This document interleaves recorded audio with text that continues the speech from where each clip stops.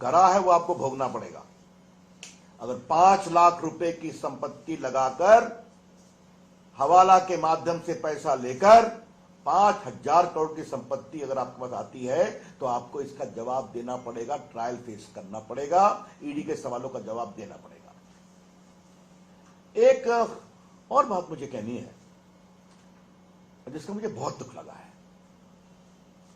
राहुल गांधी ने आज स्टार्टअप का मजाक उड़ाया है। राहुल गांधी आईटी को आप समझते हैं क्या? हमारी बात में बहुत गंभीरता से पूछ रहा हूं। राहुल गांधी जी स्वयं कितना अध्ययन करते हैं इस पर हम चर्चा कर सकते हैं, लेकिन क्या उनको सही जानकारी मिलती है क्या कि भारत का स्टार्टअप मूवमेंट आज दुनिया का तीसरा चौथा नंबर पहुंच गया है कुछ वर्षों में? राहुल गांधी, आपको पता है क्या कि भारत के स्टार्टअप मूवमेंट में 100 स्टार्टअप यूनिकॉर्न हो गए हैं? ये नौजवान बच्चे हैं। राहुल गांधी, यूनिकॉर्न का मतलब आप समझते हैं? यूनिकॉर्न का मतलब होता है $1 बिलियन रेवेन्यू, 7,000 करोड़। और ये 25-30 साल के बच्चे नरेंद्र मोदी की अगुवाई में, प्रोत्साहन से आज दुनिया में भारत का परचम लहरा रहे हैं। राहुल गांधी जी, आपको पता है कि आज दुनिया की तमाम आईटी कंपनियों के सीईओ भारतीय हैं, अधिकांश के? राहुल गांधी जी, आपको पता है कि आज इंडियन आईटी इंडस्ट्री का आदर पूरी दुनिया में होता है? आज आपको पता है कि किस तरह से digital India, digital payment, that benefit transfer, Covid के समय जिस तरह से 200 करोड़ लोगों को वैक्सीन दी गई और उसकी पूरी सूचना मोबाइल पर अवेलेबल थी डिजिटल माध्यम से, ये कुछ जानने की कोशिश की है आपने? और आपने स्टार्टअप पर मजाक कर दिया। ये बहुत दुर्भाग्यपूर्ण है और इसकी मैं भर्त्सना करता हूं। बेरोजगारी की दिशा में भी बहुत काम हो रहे हैं। सड़कें बनती हैं तो नौकरी मिलती है कि नहीं? अगर हर गांव में बिजली जाती है तो नौकरी मिलती है कि नहीं? अगर आज भारत में पूंजी निवेश हो रहा है मैन्युफैक्चरिंग में, मोबाइल 2 से 270 हो गया, आज बड़ी बड़ी कंपनियां फॉक्सकॉन, पेगाट्रॉन, विस्ट्रॉन भारत में मोबाइल बना रही हैं, तो उसमें नौकरी मिलती है कि नहीं मिलती है? आप मुझे बताइए। तो आज मैन्युफैक्चरिंग बढ़ रही है, बाकी बढ़ रही है, नौकरी मिल रही है। हां, कोविड से कठिनाई आई है, लेकिन भारत के अंदर की ताकत मजबूत है, उसको हम ठीक करेंगे। तो आज का राहुल गांधी का पूरा प्रेस कॉन्फ्रेंस, और एक रोचक बात मैं कहूंगा, इसमें भी प्रेस को वो अकेले हैंडल करने की हिम्मत नहीं दिखा सके। एक मुख्यमंत्री जो उनसे पहले बोलने लगे, अभी उनका अंदरूनी विषय है। हम लोग का एक सिस्टम है कि जिसकी प्रेस होती है वो सबसे पहले बोलते हैं। एक बात जयराम रमेश ने हमारे प्रधानमंत्री पर कही कि वो प्रेस नहीं करते, राहुल गांधी प्रेस करते हैं। मिस्टर जयराम रमेश, हमारे प्रधानमंत्री देश से बात करते हैं, पूरे देश में घूमते हैं, पूरी दुनिया में घूमते हैं, सबों के सवालों के जवाब देते हैं और पूरे देश का मान बढ़ाते हैं। संसद के अंदर जवाब देते हैं ना, तो आप उनका उत्तर सुनते हैं क्या? कांग्रेसी लोग शांत हो जाते हैं उनके उत्तर सुनकर। तो इस तरह की हल्की बातें करना बंद करें।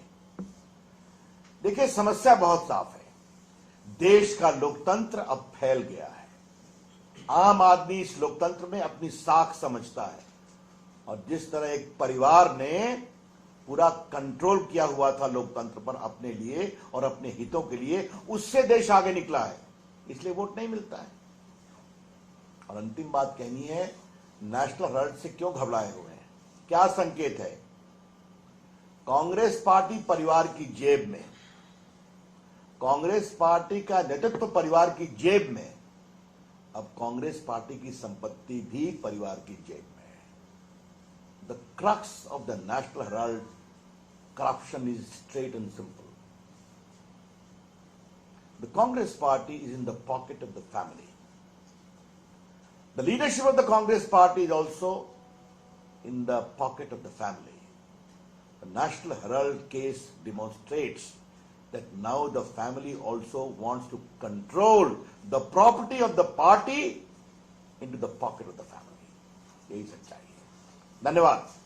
सर एक सवाल ये था कि उन्होंने प्रधानमंत्री नरेंद्र मोदी को हिटलर कहा कि चुनाव तो हिटलर भी जीत जाता था। दूसरी बात उन्होंने कहा कि देश में लोकतंत्र खत्म हो रहा है क्योंकि सभी संस्थाओं पे बीजेपी सरकार और आरएसएस का कब्जा है। ऐसा है, ये उनकी हताशा है। अब मैं राहुल गांधी के घटिया आरोप को बोलने के लिए यहां नहीं बैठा हूं।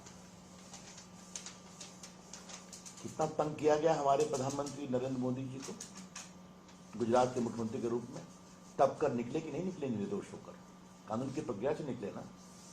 जनता ने एक बार नहीं 2 बार लोकसभा जिताया, दर्जनों विधानसभा जिताया उनकी अगुवाई में, और आगे 24 में भी जीतेंगे। तो जनता का विश्वास है, यही तो लोकतंत्र है। तो फिर कहूंगा, राहुल गांधी जी, अगर जनता आपको वोट नहीं देती तो कृपया करके लोकतंत्र को आरोप लगाना बंद करिए। आरएसएस का जो नाम लिया, देखिए राहुल गांधी जी, आज मैं आपको विनम्रता से कहना चाहूंगा, मैं भी एक स्वयंसेवक हूं। आपके परनाना जी, परदादा जी, क्षमा करें, नेहरू जी, और आपकी दादी इंदिरा जी, इन्होंने संघ को बहुत आरोप लगाया था, बहुत आलोचना की थी। आपकी पार्टी घटती गई, राष्ट्रीय स्वयंसेवक संघ बढ़ता गया। क्यों? क्योंकि एक राष्ट्रवादी संगठन है जिसने भारत की सनातन संस्कृति के साथ इस देश को प्रेरित किया है, समाज सेवा का काम किया है, देशभक्ति का पाठ पढ़ाया है। कृपया करके ऐसे प्रामाणिक संगठन जो देशभक्ति के लिए हमेशा खड़ा रहता है, उसके खिलाफ ऐसी हल्की सतही बातें करना बंद करें और आप छोटे होते जाएंगे। सर, उन्होंने ये भी कहा है कि सारा सिस्टम मेरे हाथ में दे दो तो मैं बताता हूँ इलेक्शन कैसे जीतते हैं। अब इस हल्की बात का मैं क्या जवाब दूं? इससे बड़ी कोई हल्की बात हो सकती है? लेकिन आज जो सबसे उन्होंने बार बार कहा है, all the institutions, Rahul Gandhi please clarify, do you mean also the judiciary of India? क्या भारत की न्यायपालिका पर भी आपको विश्वास नहीं है? शायद ये पीड़ा इसीलिए कि आपको बेल नहीं मिलता है, तो आप भ्रष्टाचार करेंगे, आप इस प्रकार से हजारों करोड़ की संपत्ति को अर्जित करेंगे और आपसे कोई सवाल नहीं पूछे। कोर्ट कहेगा ट्रायल फेस कीजिए चीटिंग का, तो आप कहेंगे सारे इंस्टीट्यूशन कंट्रोल में है। इससे बड़ी तो गैर जिम्मेदारना और शर्मिंदगी की बात नहीं हो सकती। राहुल गांधी जी, मैं आपको एक बात आज जरूर कहूंगा, आप देखिए हमारे प्रधानमंत्री की लोकतांत्रिक नीयत को। 14 में पहली बार प्रधानमंत्री बने तो 15 अगस्त को लाल किले से कहा, भारत को बनाने में सभी प्रधानमंत्रियों का योगदान है। नेहरू जी का भी नाम लिया, इंदिरा जी का भी नाम लिया, राजीव गांधी का भी नाम लिया।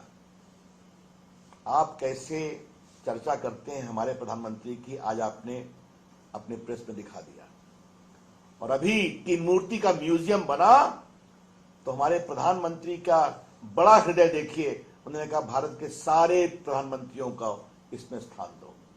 तो ये हमारी लोकतांत्रिक सोच है। आपके बारे में क्या कहूं मैं?